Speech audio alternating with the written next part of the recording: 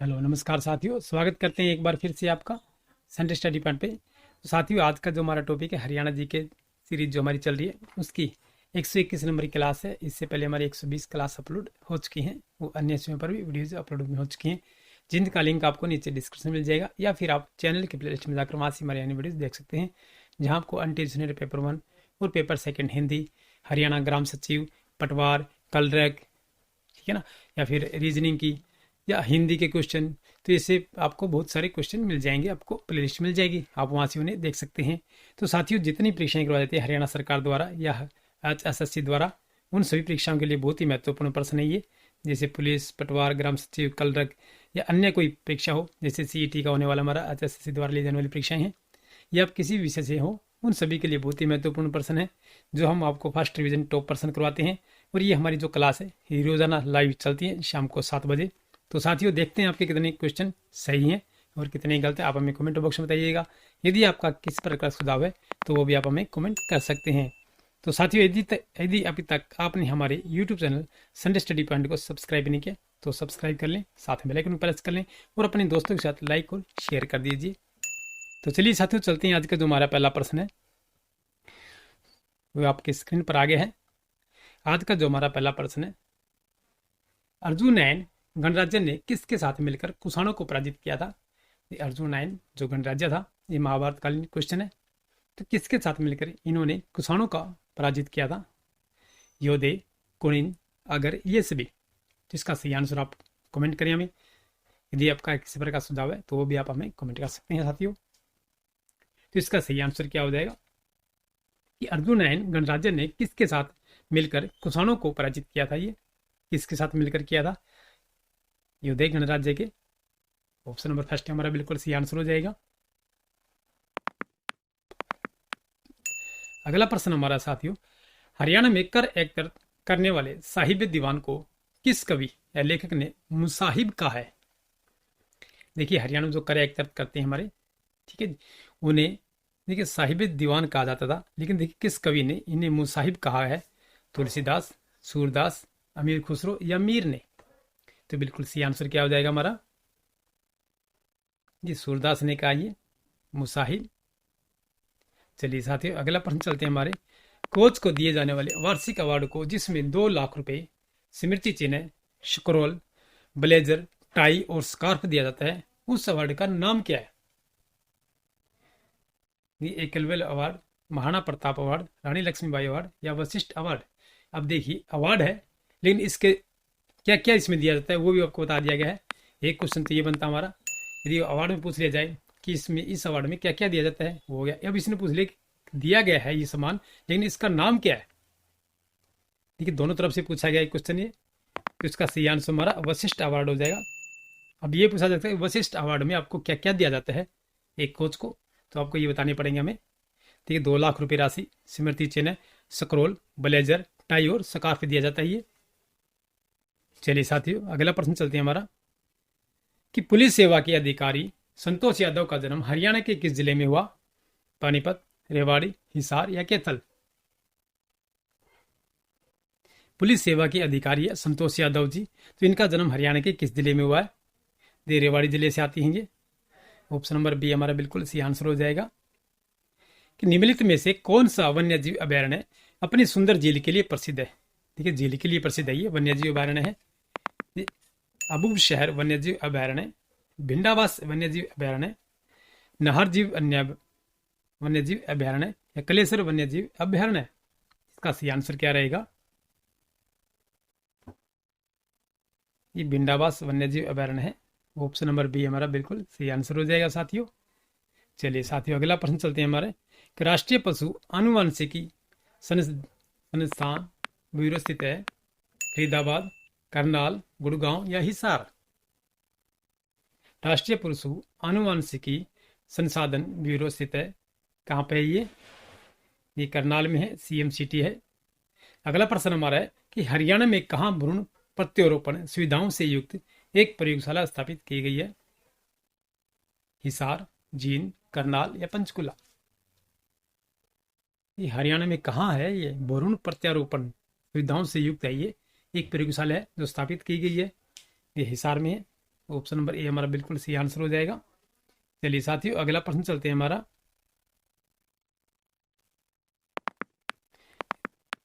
देश का ऐसा पहला राज्य है जहां वर्ष 1970 में ही सभी गांवों को विद्युतीकरण हो गया था। पंजाब, केरल, हरियाणा या हिमाचल प्रदेश। कि देश का ऐसा पहला राज्य है 1970 में ही कि पूरे राज्य में ही बिजली यानी कि बिजली घर घर पहुंचा दी गई थी। तो ये कौन सा राज्य हमारा? ये हरियाणा राज्य है। ऐसा कोई देश का पहला राज्य नहीं है जिसमें घर घर बिजली पहुंच के हो, कहीं ना कहीं अभी भी रह रही है। चलिए साथियों अगला प्रश्न चलते हैं हमारा कि जगाधरी शहर निम्न में से किस लिए प्रसिद्ध है?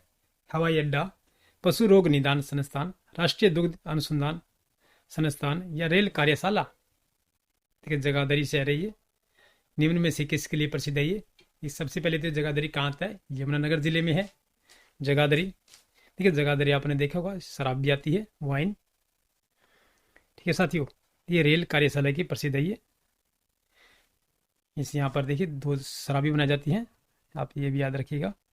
चलिए साथियों अगला प्रश्न हमारा कि राज्य की नई औद्योगिक नीति 2011 में किस जिले में परमाणु प्लांट लगाने की योजना बनवाई गई? फरीदाबाद, गुरुग्राम, पलवल या जींद। ये नई उद्योग नीति जो है 2011 में किस जिले में परमाणु प्लांट लगाने की योजना बनाई गई थी? ये किस जिले में? ये फरीदाबाद में है। और दूसरा जो प्लांट लग रहा है अभी जो गोरखपुर जिले में नहीं, सॉरी दोस्तों, गोरखपुर में है, जो फतेहाबाद जिले में आता है गोरखपुर। ठीक है, आगरवा से कुछ दूरी पर है ये फरीदाबाद जिले में, उसमें फतेहाबाद जिले में आता है। चलिए साथियों अगला प्रश्न हमारा कि हरिगंधा क्या है? एक पौधे का नाम है, एक प्रकार का फल है, एक दूरदर्शन केंद्र है, यह साहित्य अकादमी की मुख्य पत्रिका है। देखिए हरिगंधा आपने भी देखा होगी, हरिगंधा पुड़िया भी आती है खाने की। ठीक है जी, ये गुलाब के फूल को भी कहा जाता है। देखिए जो ये हमारी साहित्य अकादमी की एक मुख्य पत्रिका है हरिगंधा। चलिए साथियों अगला प्रश्न हमारा SRS 2013 के अनुसार राज्य में कुल प्रजनन दर क्या है? 3.1, 2.8, 2.5, 2.2। ये SRS 2013 के अनुसार राज्य में कुल प्रजनन दर क्या है? ये जन्म दर पूछी गई है, तो कितनी है ये? 2.2% है। अगला प्रश्न हमारा साथियों कि तरनस खां किसके शिष्य थे? तरनस खां जो है किसके शिष्य थे? ये अचपल, जोहराबाई, पंडित जसराज या इनायत हुसैन। तो सही आंसर क्या रहेगा हमारा? ये अचपल के थे। तरनस खां जो है ये अचपल के शिष्य थे। चलिए साथियों अगला प्रश्न चलते हैं हमारा कि नल दमयंती और राजा भोज किसके स्वांग है? ठीक है, अब तो सांग शायद ही कहीं होती हो। गोवर्धन सारस्वत, बालक राम, हरदेव या दीपचंद। तो इसका सही आंसर क्या रहेगा? नल दमयंती और राजा भोज किसके स्वांग है? ये दीपचंद की हैं। ऑप्शन नंबर डी हमारा बिल्कुल सही आंसर रहेगा। बाकली निम्नलिखित में से है। देखिए अपनी देसी भाषा आ गई बाकली, शायद किसी ने सुना और किसी ने नहीं भी सुना हो। तो ये बाकली क्या होती है बताइएगा? कि नमकीन चने होते हैं या मीठी भात होती है, गेहूं की रोटी होती है, या इनमें से कोई नहीं? जवाब दीजिए साथियों। ये साथियों अभी तक आपने हमारे YouTube channel Sunday study point को सब्सक्राइब नहीं किया तो आप सब्सक्राइब कर ले, साथ में लाइकन प्रेस कर ले, और हमारे जितने भी आपके यार दोस्त मित्र हैं उन सभी को शेयर कर दीजिएगा, चाहे आप किसी प्रकार सोशल मीडिया यूज कर रहे हो। तो बाकली में से क्या है ये चने, नमकीन चने होते हैं।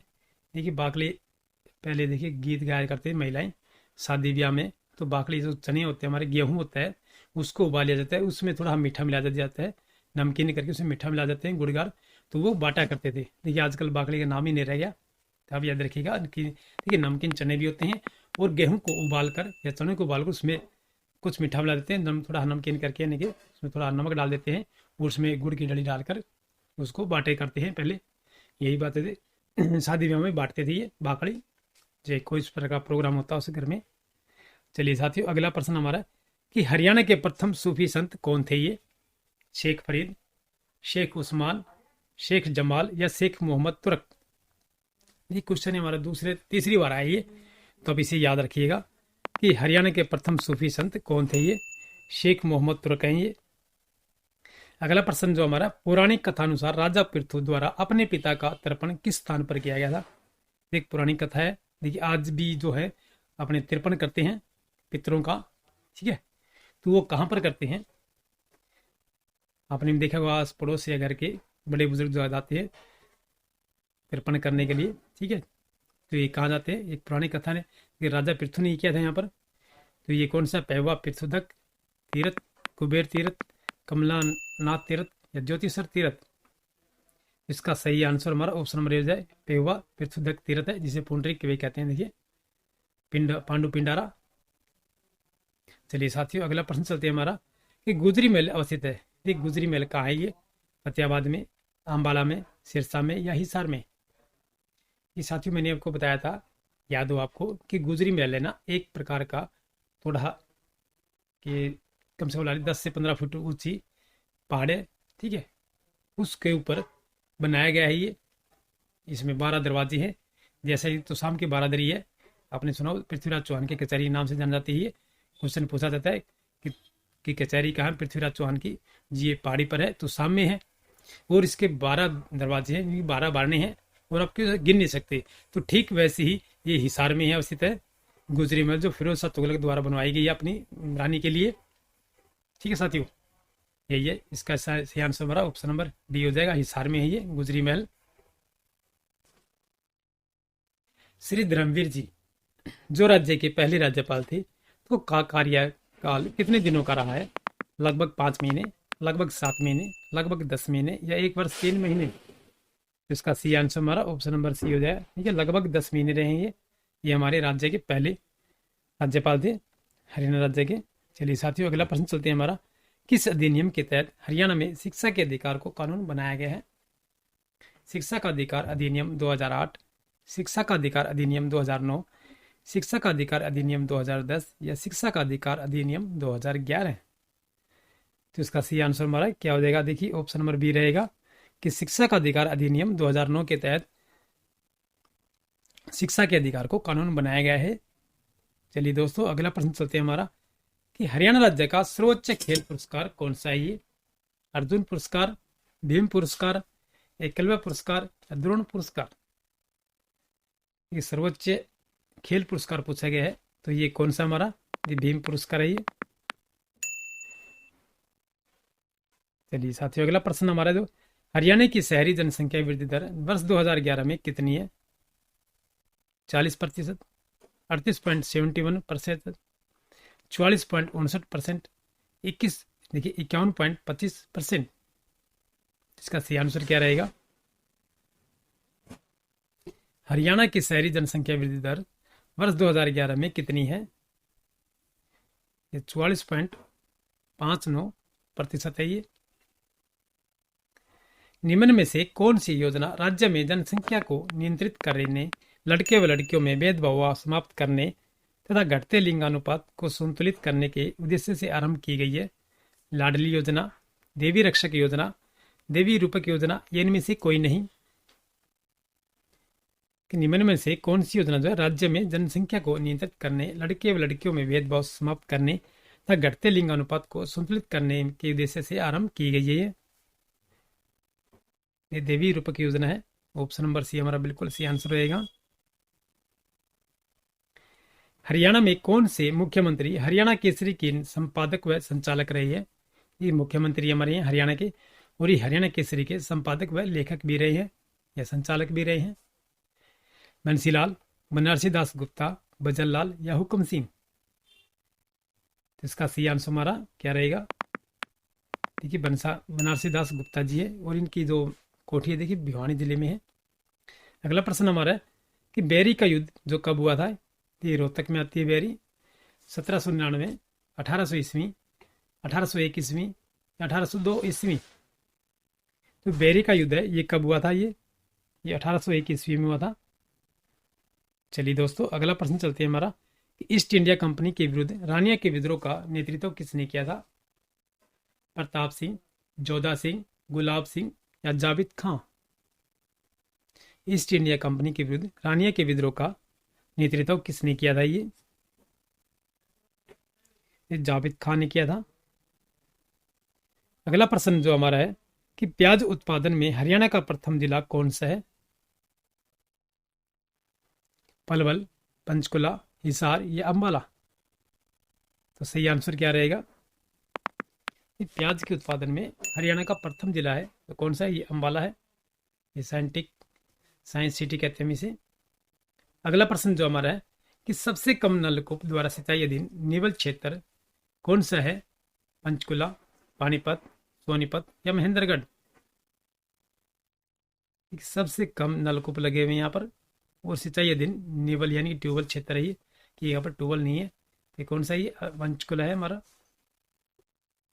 कि सर्वाधिक वर्षा देखिए यहीं पर होती है हमारी उत्तर पूर्व में। अगला प्रश्न जो हमारा है, गैर सरकारी संस्था सीड का गठन कब किया गया? वर्ष 2006, वर्ष 2009, वर्ष 2008 या वर्ष 2005? इसका भी सही आंसर हमारा ऑप्शन नंबर डी हो जाएगा। ये वर्ष 2005 में किया गया था। ये गैर सरकारी संस्था ये सीड है। अगला प्रश्न जो हमारा है, प्रियदर्शिका तथा रत्नावली की रचयिता कौन थे? सम्राट हर्षवर्धन, सम्राट अशोक, मोहम्मद गोरी या सम्राट चंद्रगुप्त? प्रियदर्शिका व रत्नावली की रचयिता कौन थे? ये सम्राट हर्षवर्धन है, जिनकी राजधानी थानेश्वर कुरुक्षेत्र जिले में है। और इन्हीं के काल में जो चीनी यात्री ह्वेनसांग आए थे। साथ ही हमारे 30 क्वेश्चन थे जो टॉप एमसीक्यू हैं। तो वीडियो को लाइक और शेयर जरूर कर दीजिए। और अभी तक आपने हमारे YouTube channel Sunday study point को सब्सक्राइब नहीं किया तो सब्सक्राइब कर ले, साथ में बेल आइकन प्रेस कर लें। तो साथियों चलते हैं, फिर मिलते हैं नेक्स्ट वीडियो में। तब तक के लिए जय